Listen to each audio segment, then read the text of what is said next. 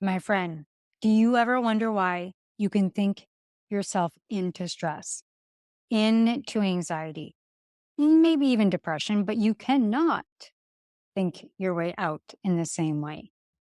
Now, the reason's actually more straightforward than you might think.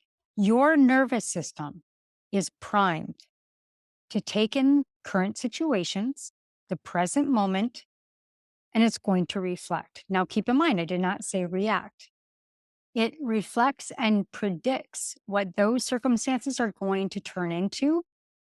And so now the reason that you can think your way into stress or anxiety and depression is that we have a new understanding that it's your nervous system and that it doesn't take something bad and analyze it. It simply does not. It takes something bad and then it practices to see how bad it can get. And psychologists have been calling this negativity bias for years. But what we know is that negative thinking that turns on that fight, flight, freeze response actually has a compounding effect until there has been resolution. And this is why, if you have stress as an entrepreneur, if you have mental health challenges, you can't think your way out of them. The best way to do that is that mood follows action. And taking action is giving your nervous system a new environment to create new predictions from. So keep in mind who you surround yourself by, their vibe, yes, is important, but also the environment that they bring you into, the words, the sensory that you feel in your body. If you match, that is what you become. And your identity is defined by your commitment. So make sure you're committing to yourself to set yourself consciously into the right environment on a daily basis, a moment to moment basis, until you habituate saying, what is it that I would love? So the first step is to visualize what you want, define your desires, and direct your attention towards them rather than focusing on what you currently possess, what you think you deserve or can have based on your past, and to then eliminate anything that conflicts with your goals. So continually catch yourself, my friend, and use a meditation technique. As a hypnotherapist, I use the 3 Bs: your breath, your body stance, and your beliefs, which are basically thoughts thought over and over again. Shift it. Shut up and shift out. 30,000-foot view. And it helps you redirect yourself when you veer off course. It's about removing obstacles and embracing those opportunity costs and understanding that choosing one thing means giving up another. That's the essence of what I now call the second step, which is removing and the ability to refocus. When we shift out and shut up, we're taking that next step of removing and bringing ourselves back into a different focus. We're broadening out. So, moving on to now, the third is to dive into the emotion. As noted, mood follows action. So, we want to visualize and intentionally choose the emotion that I want to feel. This involves transitioning from mere thoughts to feeling and ultimately to a state of knowing. And when visualizing your future self, one common reason for subconscious self sabotage is not feeling worthy of your goals on an emotional level. It's very common for myself, for you, all of us as mankind. You are worthy of anything and everything that you want. There is no proving to be worthy of the desires of your heart. So it's possible to envision and desire something, but if you harbor conflicting goals, if you constantly find yourself distracted in multiple different directions throughout the day, it's likely because you haven't fully accepted and internalized the emotional connection to your desired outcome. If the goal feels emotionally distant from you, you will resist it and leading to 100% unworthiness, resistance, and it will be persistent to a self-distracted life. So this resistance and avoidance stems from the lack of belief, again, in your worthiness. And Dr. Hawkins, right, our lovely vibrational friend, expressed this idea succinctly when he said, your belief in your own worthiness determines the outcome. Focus on what you want, appreciate it, express it, and feel good about it.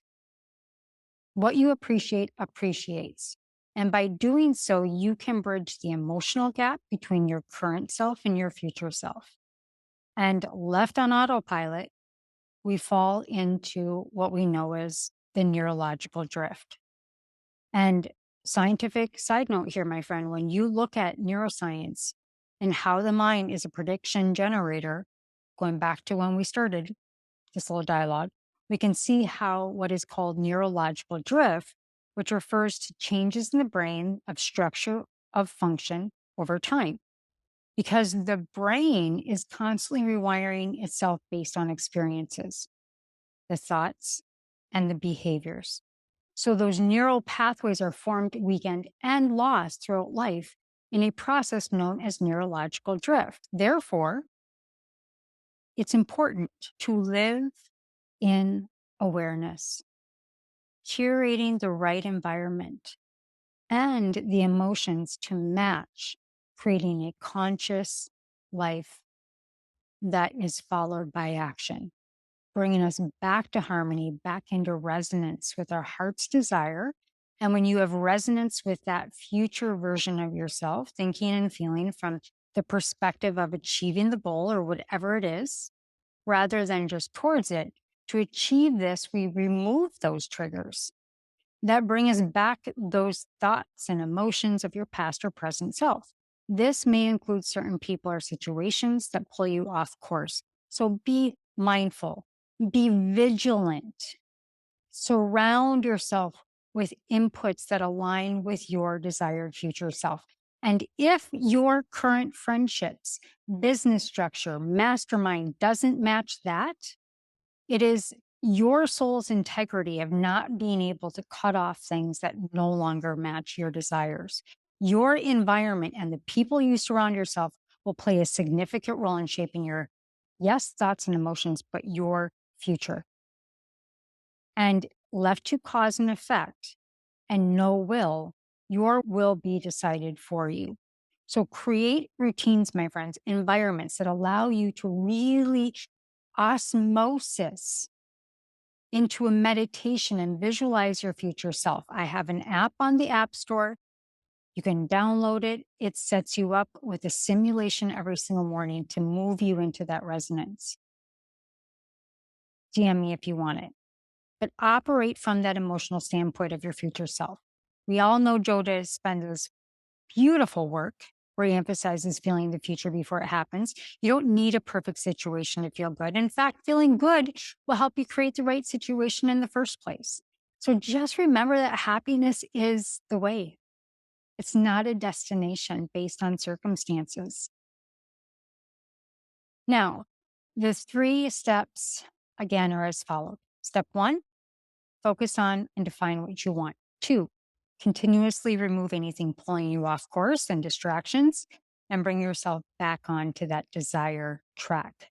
Step 3 is emotionally align yourself with your future feeling of what you desire as if it is already yours, and find peace, patience, and healthy detachments, knowing your goals are within your reach based on the environment that you set up. Now, many times there are lessons that I personally have not learned, and I find myself repeating them again and again, which hinders my progress to achieve that 10x growth that I'm trying to improve every single day.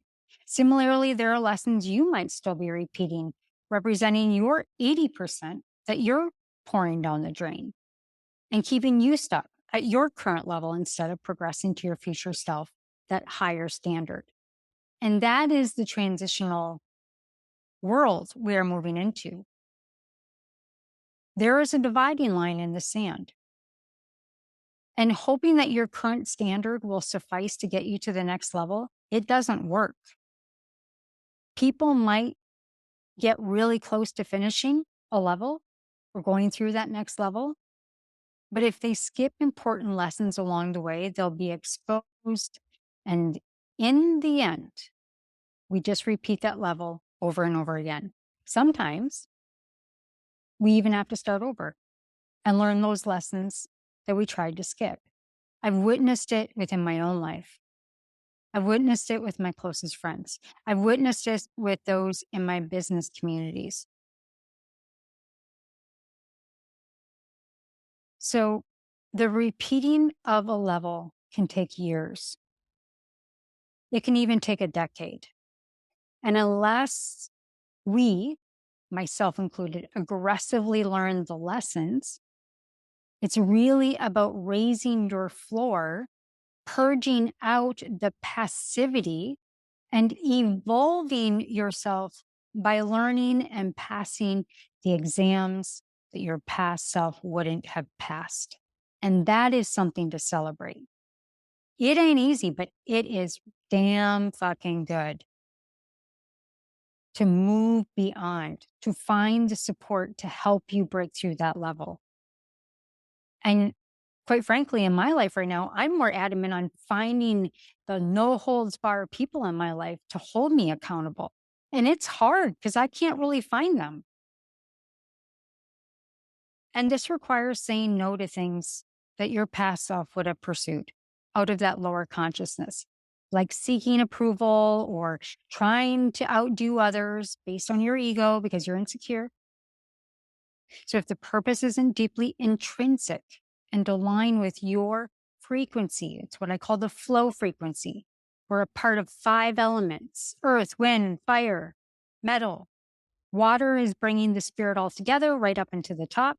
And if you're aligned with what you truly want, or instead driven by beating someone else or proving yourself, you'll end up repeating that same damn cycle without learning the lesson.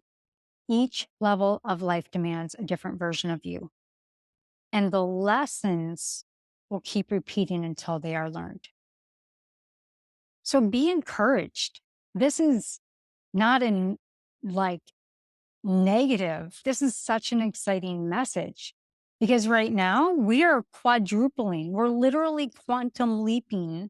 Everybody calls it the golden age or whatever you want to call it, the fourth turning.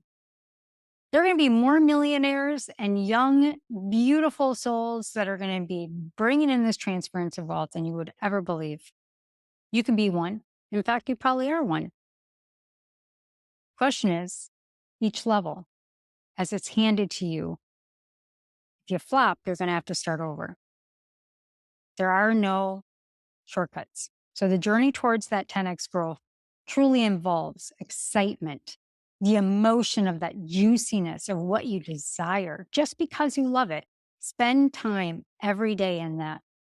Grow that so that your context and your capacity gets so large of what you expect of all the good to happen. And along the way, you'll encounter peaks and valleys, all serving the purpose of internalizing and developing the necessary skills and the abilities to handle those higher levels of responsibility. And oh, what a joy that is. These abilities can only be acquired, my friend. And I would love to walk along that path with you by learning your lessons and you learning from my lessons so that we can just avoid them. And will inevitably lead to a crashing valley if we force things, if we don't confront them or we learn from them. So I'm here if you need anything.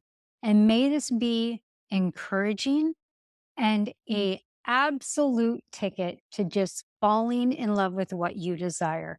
What is it that you would love? That is the only essence that I want you to pull away from today.